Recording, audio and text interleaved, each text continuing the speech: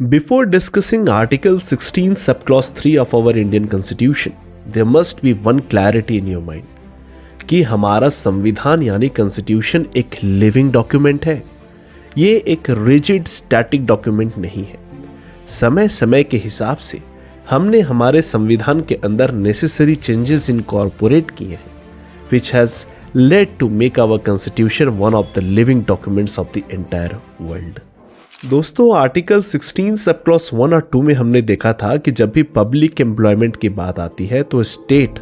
On the basis of 7 grounds किसी भी नागरिक के साथ डिस्क्रिमिनेट नहीं कर सकता है। लेकिन आर्टिकल 16 सब क्लॉज 3 आपके मन में थोड़ा सा कंफ्यूजन पैदा करने वाली है, क्योंकि आर्टिकल 16 सब क्लॉज 3 कहती है कि इफ द पार्लियामेंट वांट्स, अगर पार्लियामेंट चाहती है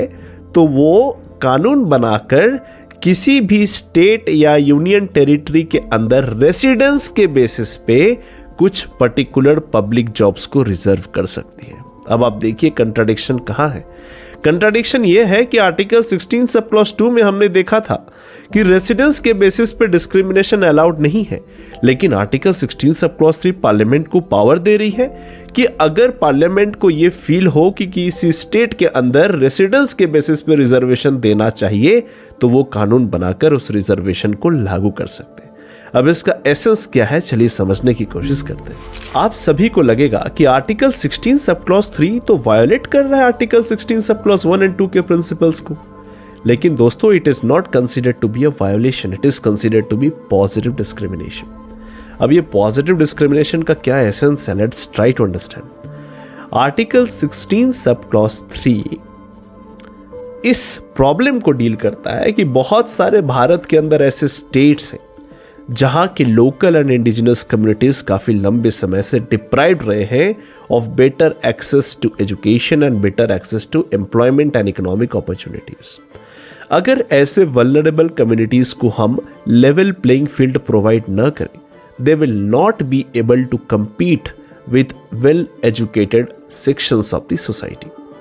और यही कारण है कि कुछ स्टेट्स के अंदर हमने कुछ स्पेसिफिक जॉब्स को ऐसे लोकल वल्नरेबल इंडिजिनस कम्युनिटीज के लिए रिजर्व करने के लिए इस प्रोविजंस को लाए हैं, so that they don't have to migrate from their own state to other metropolitan cities, and also they don't have to face tough competition from the well educated migrants who have come from other metropolitan cities to compete and get opportunities in that states for better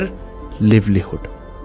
सो दोस्तों, article 16 sub clause 3 का primary objective है is to ensure level playing field for the vulnerable communities so that they don't face a tough competition and they don't have to migrate to other metropolis and create a disbalance among the demographics of the different states. अब आपके मन में एक सवाल आनी चाहिए कि हमने कानून बनाने के बाद तो क्या आज तक किसी ऐसे कानून की स्थापना की गई है जो रेसिडेंस के बेसिस पे particular states and union territories को पावर देती है? तो जी हाँ दोस्तों, 1957 में public employment residence requirements act 1957 की स्थापना की गई थी, जिसका यूज करके बहुत सारे states for example Jharkhand, Chhattisgarh, Odisha, Himachal Pradesh, Telangana and Andhra Pradesh ने local jobs and employment opportunities को रिजर्व करने की बात की फॉर द लोकल कम्युनिटीज। बहुत सारे स्टेट्स ने अपने रिक्वायरमेंट्स को फुलफिल करके इस लॉज को यूज करना बंद कर दिया, लेकिन presently there are 2 states who are utilising still the provisions of this act, and this 2 states are Andhra Pradesh and Telangana, जो आज भी इस प्रोविजंस का यूज करके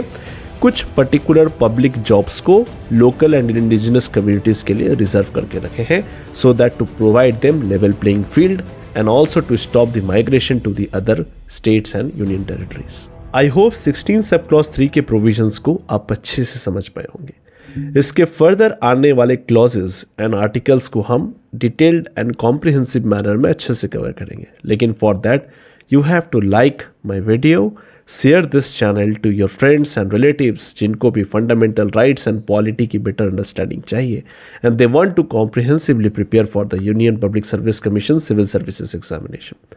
आज के लिए इतना ही दोस्तों, अपना ख्याल रखें। जय हिंद, जय भारत।